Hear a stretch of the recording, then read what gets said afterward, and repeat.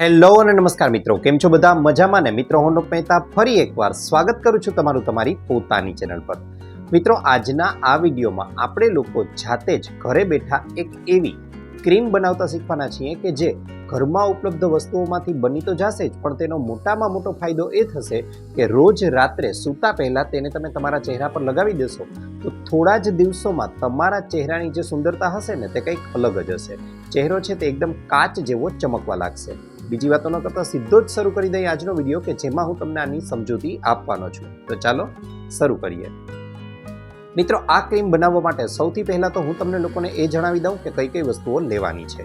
હવે સૌથી પહેલાં તો આપણે લોકોએ લેવાના છે ચોખા. હવે ચોખા છે તે આપણા ઘરમાં સરળતાથી ઉપલબ્ધ હશે જ.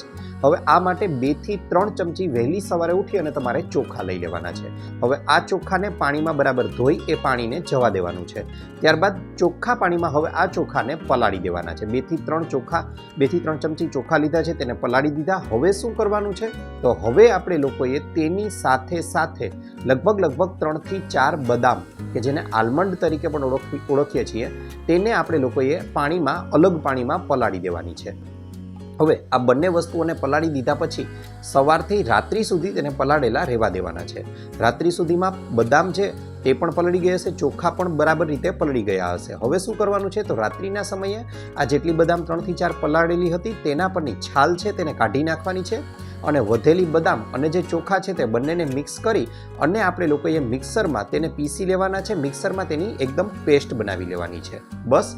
હવે આ પેસ્ટ જે આપણને મળી ગઈ છે, અહીં શા માટે ચોખા અને બદામ લીધા છે એ તમને જણાવી દઉં. તો ચોખા અને બદામ છે તે આપણા ચહેરા પર જે મૃત કોષો હશે તેને દૂર કરવાનું કાર્ય કરશે. તેની સાથે તે આપણા ચહેરા પર જે હવામાંના પ્રદૂષણને કારણે ચોંટી ગયેલી ગંદકી છે, ધૂળના કણો છે તેને દૂર કરવાનું કાર્ય કરશે અને ચહેરાની ચમક વધારવા માટે પણ ઉપયોગી છે. હવે ત્યારબાદ આપણે લોકોએ તેમાં ઉમેરી દેવાનું છે 1 ચમચી જેટલું એલોવેરા જેલ. જી હા મિત્રો, એલોવેરા જેલ જો શક્ય હોય તો કુદરતી એલોવેરાના પાનમાંથી કાઢો તો તે સૌથી શ્રેષ્ઠ છે. જો ન મળે તો તમે લોકો એલોવેરા ટ્યુબનો પણ ઉપયોગ કરી શકો છો. તેમાંથી 1 ચમચી જેટલી એલોવેરા આપણે ઉમેરી દેવાનું છે આ મિશ્રણમાં. હવે પછી આગળ શું કરવાનું છે? તો આગળ તેમાં આપણે લોકોએ લગભગ 1/2 થી 1/4 ચમચી જેટલું ગ્લિસરીન ઉમેરવાનું છે. મિત્રો, ગ્લિસરીન છે તે ચહેરાને ચમકાવવા માટે એકદમ ગ્લાસ સ્કિન માટે ખૂબ જ વધારે ઉપયોગી છે. તેની સાથે ચહેરા પર ગ્લિસરીન લગાવવાથી જે ચહેરા પર ગ્લો આવ્યો છે તેને ફરીથી જવા નહીં દે અને ચહેરાનું ડર્ટ અને ધૂળના રજકણોથી રક્ષણ કરવાનું પણ કાર્ય કરે છે. તેની સાથે હવે આપણે લોકોએ તેમાં ઉમેરી દેવાની છે વિટામિન ઈની 2 થી 3 કેપ્સ્યુલ. હવે વિટામિન ઈની કેપ્સ્યુલ છે તે કોઈ પણ જગ્યાએ મેડિકલ સ્ટોર પર 1 કે 2 રૂપિયાની એક કેપ્સ્યુલ ખૂબ જ સરળતાથી તમને મળી રહેશે.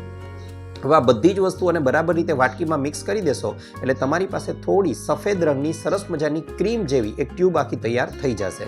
હવે આને તમે લોકો રાત્રે જ્યારે તમે સૂવા જાઓ છો ત્યારે તમારા સમગ્ર ચહેરા પર આ રીતે લઈ અને તેને લગાવી દેવાની છે. તેને તમે ફ્રીજમાં સ્ટોર પણ કરી શકો છો 2 થી 3 દિવસ સુધી અને રોજ રાત્રે તમારે લોકોએ તેને તમારા ચહેરા પર લગાવી દેવાની છે. આવું કરવાથી થોડા જ દિવસોમાં તમારો ચહેરો છે તે એકદમ સુંદર બની જશે, એકદમ ચોખ્ખો, નીટ અને ક્લીન બની જશે અને તમારો ચહેરો જોતા જ બનશે. આશા રાખું છું આપને અમારો વિડીયો ગમ્યો હશે. વિડીયો ગમ્યો હોય તો લાઈક કરજો, ચેનલને સબસ્ક્રાઈબ કરજો. આપનો ખૂબ આભાર.